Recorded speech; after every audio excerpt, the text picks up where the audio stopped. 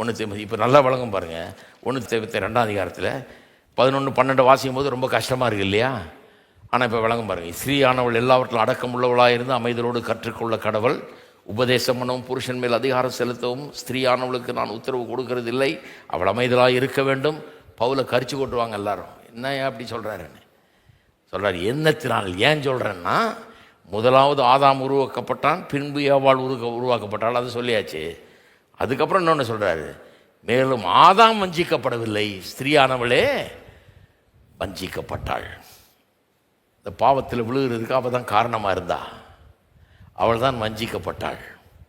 அதனால தான் பாருங்கள், வேத வசனத்தில் அக்கில்லா பிரிஸ்கல்லா போன்ற ஆள்கள்லாம் மற்றவர்களுக்கு போதிச்சாங்கன்னெலாம் இருக்குது. பெண்கள் மற்ற பெண்களுக்கு போதிக்கலாம், இளம் பெண்களுக்கு போதிக்கலாம், மற்ற காரியங்கள்லாம் ஊழியத்திலாம் ஈடுபடலாம், அதெல்லாம் இருக்குது. ஜெபம் பண்ணலாம், தீர்க்க தரிசனம் சொல்லலாம், அதெல்லாம் இருக்குது. ஆனால் அதை ஒரு அதிகாரத்துக்கு கீழே இருந்து அதை செயல்பட வேண்டும் அப்படிங்கிற மாதிரி தான் வேதம் போதிக்கிறது. ஒரு பெண்ணு தனியாக இருந்து எல்லாத்தையும் செய்தாள்ன்ற அந்த மாதிரி சொல்லப்படவில்லை வேதத்தில். ஏன்னா இன்னொரு ஆள் கூட இருந்து புருஷனோட சேர்ந்து ஊழியம் செஞ்சுருக்கிறா அந்த அம்மா. அப்போ அவனுக்கு கீழே இருந்து அவனோட சேர்ந்து செய்யும்போது தவறுகள் வர வாய்ப்பு இல்லை. பவுல் எதை மனசில் வச்சுட்டு சொல்கிறாரு? உபதேசிக்க வேண்டாம், அதிகாரம் செலுத்த வேண்டாம், அமைதலாக இருந்து அடக்கமாக இருந்து கற்றுக்கொள்ளக்கூடிய எதை மனசில் வச்சுருக்கிறார்? ஆதியாகமம் 3ஆம் அதிகாரத்தில் நடந்த அந்த அக்கப்போரை மனசில் வச்சு தான் சொல்கிறார். அந்த மாதிரி இங்கே ஆகிடக்கூடாதுமா, கொஞ்சம் கரெக்டாகிரு அப்படிங்கிறார். அதைத்தான் மனசில் வச்சுக்கிட்டு இதெல்லாம் போதிக்கிறார். அவன் தான் முதலாவது உண்டாக்கப்பட்டான். கடவுள் அவனுக்கு அந்த ஸ்தானத்தை கொடுத்துருக்கிறார், பொறுப்பை கொடுத்துருக்கிறாரு. ஆகவே அவன் பொறுப்பில் அவன் இயங்கட்டும். அவனுக்கு கீழே இருந்து உதவியாளர் நீ ஏங்கு. அதனால தான் பவுலுக்கு அத்தனை உதவியாளர்கள் இருந்தாங்க. பெண்கள் கூட இருந்தாங்க ஊழியத்தில் உதவியாளர். நான் சொல் பால் யாங்கி பற்றி சொன்னேன், எத்தனை ஆயிரம் பேரை பெண்களை வச்சு செல் குரூப்ஸ் அவர் நடத்தினார்னு. அவர் கீழே இருந்துக்கிட்டு அவர் கொடுத்த போதனையை அப்படியே எடுத்துகிட்டு போய் அவங்க செல் குரூப்பில் போதிக்கிறாங்க. 10-15 பேருக்கு போதிக்கிறாங்க. அவங்க தானாக ஒன்றை போதிக்கல, கரெக்டாக வச்சுருக்காரு பாருங்க. அவர் கரெக்டாக நோட்ஸை கொடுத்து கூப்பிட்டு வாரம் 20-30,000 பேர் அதுவே செல் குரூப் ஆளுகளை வச்சு சொல்லி கொடுத்து இதை கொண்டு போய் போதினா அப்படியே போதிக்கிறாங்க. அப்படிப்பட்ட விதத்தில் இயங்குகிறார்கள். சரி, அப்போ பவுல் பேரில் இருக்கிற அந்த ஆதங்கம் நீங்கள் வேணும். நிறைய பேருக்கு பவுலையே நெகட்டிவாக பார்க்குறது போகணும். நிறைய பேர் என்ன சொல்கிறாங்க, அவர் அந்த காலத்துக்காரரு, அவர் ஆணாதிக்க உலகத்தை சேர்ந்தவர், ஒரு பெண்ணை மதிக்காத உலகம் அது, அதுலேருந்து வந்தார், யூதர்கள் அப்படி, அதனால் இவரும் ஒரு யூதர் தானே, அப்படி தான் பேசுவார் அப்படின்லாம் போயிடுறாங்க. ஆனால் நாம் சொல்ல வேண்டிய பதில், நான் அவர்களுக்கு சொல்ல வேண்டிய பதில்னா, ஒன்று, ஆமாம் அந்த உலகம் அப்படி தான் இருந்தது, ஆனால் பவுல் அப்படி இல்லை. வேதத்தில் ஆதாரம் இருக்குது.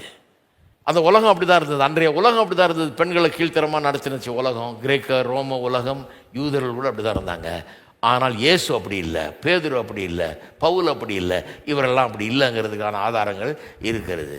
ரெண்டாவது 1 Corinthians 11:11 சொல்கிறாரு, புருஷன் மனைவிக்கு தலையாக இருக்கிறான்ற பகுதி போதிக்கும் போது சொல்கிறாரு, சொல்லிட்டு வரும்போது சிலர் நினச்சிக்குவாங்க தலையாக இருக்கிறான்றதுனால அவன் பெரிய இதுன்னு நினச்சிக்குவாங்கன்னு சொல்லிட்டு அதை கொஞ்சம் கரெக்ட் பண்ணுறாரு. 11ஆம் வசனத்தில் வரும்போது சார், ஆமாம் நான் சொன்னேன், ஒரு புருஷன்லேருந்து தான் மனைவியை எடுத்தார் கர்த்தர், அது உண்மைதான். அவன்கிட்ட தான் அவள் வந்தா, அவன் மொழியே இருந்தான், அவன்கிட்டருந்து எடுக்கப்பட்ட விலாயலும்லேருந்து எடுத்து உருவாக்கலான்னு சொன்னேன். ஆனால் இப்போ சொல்கிறேன், புருஷன் இல்லாமல் ஸ்திரீ இல்லை, ஏன்னா அவன்கிட்ட தான் எடுத்தார். ஸ்திரீ இல்லாமல் புருஷனும் இல்லைன்றாரு. அதை லெவல் பண்ணுறாரு பாருங்கள் ஃபீல்டை. புருஷன் இல்லாமல் ஸ்திரீ இல்லை, ஏன்னா புருஷன்லேருந்து அவன் வந்தா. ஸ்திரீ இல்லாமல் புருஷன் இல்லை. இன்றைக்கி ஏன்னா பிறக்கிற ஒவ்வொரு ஆண் குழந்தையும் பெண்ணின் மூலமாக தான் பிறகுது, பெண் இல்லாமல் பிறக்க முடியாது. ஈக்குவல் ஆயிடுச்சு போன்றார். எப்படி சமப்படுத்துகிறார் பாருங்கள். ரொம்ப கேர்ஃபுல்லாக இருக்கிறார். அது பெண்களை கீழ்த்தரமாக பேசணுன்றது அவர் குறிக்கோள் கிடையாது, அப்படி நினைக்கவும் இல்லை, அவர் பேசவும் கிடையாது பாருங்கள். அது மட்டும் இல்லை, ஆண் என்றும் இல்லை, பெண் என்றும் இல்லை, யூதன் என்றும் இல்லை, கிரேக்கர் என்றும் இல்லை, அடிமை என்றும் இல்லை, சுவாதீனம் என்றும் இல்லைன்னு அதில் ரொம்ப பெருமைப்படுறாரு. கிறிஸ்துவுக்குள்ளே நாம் எல்லாம் ஒன்றா இருக்கணுன்றதை பற்றி பெருமைப்படுறார். சுவிசேஷம்னு வரும்போது, ரட்சிப்பை பெறுறதுன்னு வரும்போது, ஒரு ஆணுக்கும் பெண்ணுக்கும் கடவுள் வித்தியாசம் பார்க்கறது இல்லை, எல்லாம் ஒன்று தான். எல்லாரும் சம உரிமையோடு சமஸ்தானத்திலிருந்து அதை பெறலாம் அப்படிங்கிறாரு. பெண்களை உயர்த்தி பேசுகிறார். அவரை மாதிரி பெண்களை உயர்த்தி மகிமைப்படுத்தி பேசுகிறதில் எவரையும் பார்க்க முடியாது. புருஷர்களுக்கு அவர் அறிவுரை சொல்லும்போது அதெல்லாம் வெளியே வரும். பெண்களை எந்த அளவுக்கு உயர்த்துறாருன்றது உங்களுக்கு வரும். ஒரே சின்ன உதாரணம் சொல்கிறேன், ஏற்கனவே சொல்லியிருக்கேன். ஆனால் மறுபடியும் நினைவுபடுத்துவார். பெண்கள்கிட்ட சொல்கிறாரு, மனைவிகளே உங்கள் சொந்த புருஷருக்கு கத்தருக்கு கீழ்ப்படுகிறது போல கீழ்ப்படுகிறார். புருஷர்களுக்கு என்ன தெரியுமா சொல்கிறாரு? கிறிஸ்து சபையில் அன்பு கூர்ந்தது போல மனைவிகள் அன்பு கூறுங்கள். நான் ஒரு டிரான்ஸ்லேஷன் எழுதுனேன், அப்படி எழுதணும், புருஷர்களே மனைவிக்காக சிலுவையில் தூக்கி சாகணுன்னாலும் ஆயத்தமாய் இருங்கள். அப்படி தான் அன்பு கூர்ந்தார் அவர். சிலுவையில் தொங்கி சாபமாகி பாவமாகி செத்தார்ல. அப்போ ஒரு பெண்ணை எப்படி நினைக்கிறார் பாருங்க, எவ்வளோ உயர்வாய் எவ்வளோ விலை மதிப்பு வைக்கவளாய் எண்ணுகிறார். புருஷன் வந்து உயிரையே கொடுக்கக்கூடிய ஒருவனாக இருக்க வேணும், தன்னுடைய மனைவிக்காக உயிரையே கொடுக்கக்கூடியவனாக இருக்க வேணுன்ற மாதிரி பேசுகிறார். யார் அந்த மாதிரி பேசுகிறா சொல்லுங்க? இவரை போய் எல்லாம் குறை சொல்கிறாங்க. இதெல்லாம் கொஞ்சம் யோசித்து பார்க்கணும். அது மட்டும் இல்லை, ஒரு நாள் அவர் தன்னுடைய ஒப்பீனியனை தன்னுடைய அபிப்பிராயத்தை திணிக்கிறது கிடையாது. எப்போவுமே இந்த மாதிரி ஆதியாமத்துக்கு போகிறாரு, வேதவாசனம் ஏற்கனவே என்ன சொல்லுதுன்னு காமிக்கிறாரு, அதன் அடிப்படையில் தான் எல்லாத்தையும் சொல்கிறாரு ஒழிய அவராக கொண்டு திணிக்கிறது. அவராக ஒரு அபிப்பிராயத்தை சொன்னார்னா சொல்லிடுறாரு, என்னுடைய அபிப்பிராயம்னே சொல்லிடுவார். அப்படி சொல்லாத பட்சத்தில் இது ஆவியானவரால் ஏவப்பட்டு தேவனுடைய வார்த்தையாக நமக்கு கொடுக்கப்பட்டிருக்கிறது என்பதை தான் நாம் எடுத்துக்கொள்ள வேணும். அது மட்டும் இல்லை, பேதுருவே 2 பேதுரு 3:16 ஒரு காரியத்தை சொல்கிறாரு. சிலர்லாம் வேதத்தை எடுத்து புரட்டுகிறார்கள், அது புரியாமல் அதை புரட்டிக்கிட்டு இருக்கிறாங்க. கல்லாதவர்களும் உறுதி இல்லாதவர்களும் வேத வசனத்தை பல பகுதியில் எடுத்துக்கிட்டு புரியாத பகுதியை எடுத்து புரட்டிட்டு இருக்கிறாங்க. அது மாதிரி பவுல் எழுதினவைகளையும் சிலர் புரட்டுகிறார்கள்.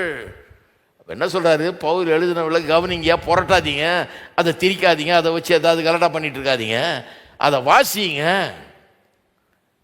அதை புரிந்து கொள்ளுங்கள். ஏன்னா பவுல் எழுதினதும் தேவனுடைய வார்த்தை தான். மற்ற வேத வசனங்களை புரட்டுவது போல இதை புரட்டாதீங்கன்றார். அப்படின்னா என்ன அர்த்தம்? மற்றது வேத வசனம்னா இதுவும் வேத வசனம் அப்படிங்கிறது தான் பேதுரு ரெக்கமெண்ட் பண்ணுறாரு, பாலை பிலீவ் பண்ண சொல்லி.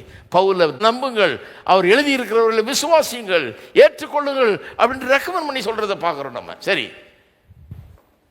அப்போ கடைசியாக ஒரு சம்மரி மட்டும் கொடுத்து முடிச்சிடுறேன். என்ன சொன்னோம்? இப்போ பெண்களை பற்றி வேதம் என்ன போதிக்கிறது, ஸ்திரீகளை பற்றி அல்லது மனைவிகளை பற்றி வேதம் என்ன சொல்லுகிறதுங்கிறத எப்படி சொல்லலாம்? அவர்களுக்கு நிச்சயமாக வேதம் ஒரு நல்ல அந்தஸ்தை கொடுக்கிறது.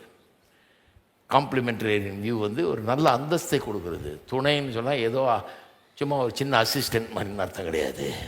இவ தான் மெழுற பண்ணுகிறாள், இவனை மேன்மையடைய வைக்கிறாள், இவனை முழுமைப்படுத்துகிறாள். அப்படிப்பட்ட ஒரு ரோலை கடவுள், அப்படிப்பட்ட ஒரு அந்தஸ்தை கொடுத்திருக்கிறார் என்று வேதவசனம் போதிக்கிறது. புருஷனுக்கு அவள் அடிமை என்று வேதவசனம் எங்கேயும் போதிக்கவில்லை. அவள் வந்து துணைவி அப்படின்னு சொல்கிறதுனால அல்லது அவனுக்கு ஏற்ற துணையாக உண்டாக்கப்பட்டாள்ன்றதுனால அவள் எந்த விதத்திலும் தாழ்ந்தவள் கிடையாது, அடிமையோ அல்லது தாழ்ந்தவளோ கிடையாது. அப்படி ஒருபோதும் வேதவசனம் போதிக்கிறதே கிடையாது. அதெல்லாம் புருஷனுக்கு வரும்போது இன்னும் அதிகமாக பார்ப்போம். பெண்களை எவ்வளவு மேன்மையாக நினைக்கிறாரு அவர்னு விளங்கும். வேதவசனம் போதிக்கிறது என்பது விளங்கும். ஆதி திருச்சபையிலே அது விளங்கிருச்சு பாருங்க. யூதர்களே அப்படி நடத்துகிற பெண்கள், இவர்கள் வந்து பெண்கள் அந்த அளவுக்கு மதித்தார்கள் நடத்தினார். நான் போன வாரம் சொன்னேன், இயேசுவே உயிர்த்தெழுதும் போது அதுக்கு பெண்களை தான் முதல் சாட்சியில் ஆக்குகிறார். அவங்கள தான் போய் சொல்கிறார், இப்போ பேதுருட்டெலாம் போய் சொல்லுன்றாரு. அவனு இவங்க சொன்னதுனாலே அவன் நம்பலை. பொண்ணு வந்து சொன்னால் அவன் சொல்கிறது எப்படி நம்புறது அப்படின்ட்டு போகிறான் அவன். ஆனால் அவளுக்கு என்ன மாதிரி ஒரு மரியாதை கொடுக்குறார் பாருங்க. நான் உயிரோடு எழுந்து நீ பார்த்த, நீ சாட்சி போய் சொல்லுன்றார். எவ்வளோ பெரிய ஒரு மதிப்பை வச்சிருக்கிறார் பாருங்க. சரி, ஆனால் இன்னொன்று போதிக்குது வேதம், ஆண் பெண் சமமாக இருந்தாலும் வித்தியாசம் இருக்கிறது.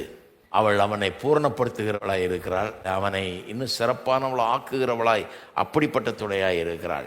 2 பேருக்கு வித்தியாசம் இருக்குது. ஆனால் தான் பலவீன பாண்டம்னு அங்கே பெண் விவரிக்கப்படுகிறாள். எதை ப்ரோஹிபிட் பண்ணுறாரு, எது வேணான்றாரு? ஒரு பெண் வந்து ஆணுடைய ஸ்தானத்தையோ அவனுடைய அதிகாரத்தையோ எடுத்துக்கிட்டு ஒரு ஆண் போல இயங்குகிறத தான் வேணான்னு சொல்கிறாரு.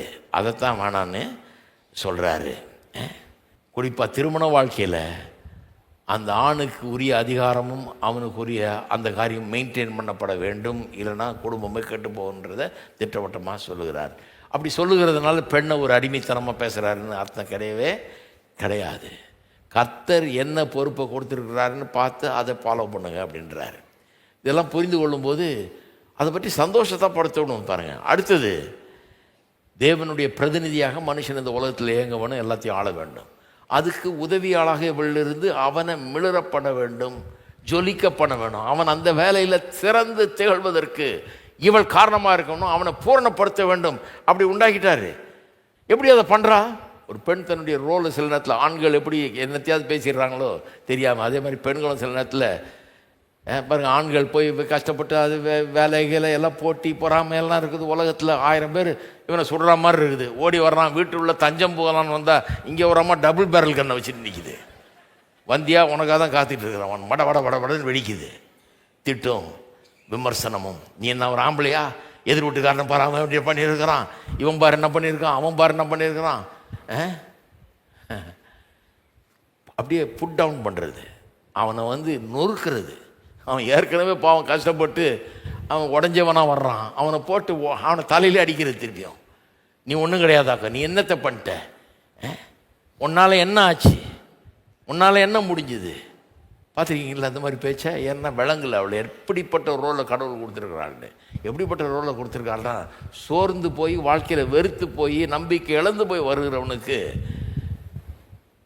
தைரியம் மூட்டக்கூடியவளாய், ஆறுதல் பண்ணக்கூடியவளாய், அவனை மிளற பண்ணுகிறவளாய், அவனை மறுபடியும் எழுந்து ஜொலிக்க பண்ணுகிறவளாய், பேச்சிலேயே அவன்கிட்ட பேசுறதுலேயே அவனை எப்படி பாராட்டி பேசி அவனை எப்படி தைரியப்படுத்தணுமோ, அவனுக்கு எப்படி ஆறுதல் சொல்லணுமோ சொல்லி தட்டி கொடுத்து அவனை தோக்கிறவன் கூட ஜெயிக்கிறவன் ஆயிடுவான் இவன் பேசுறதுலையே.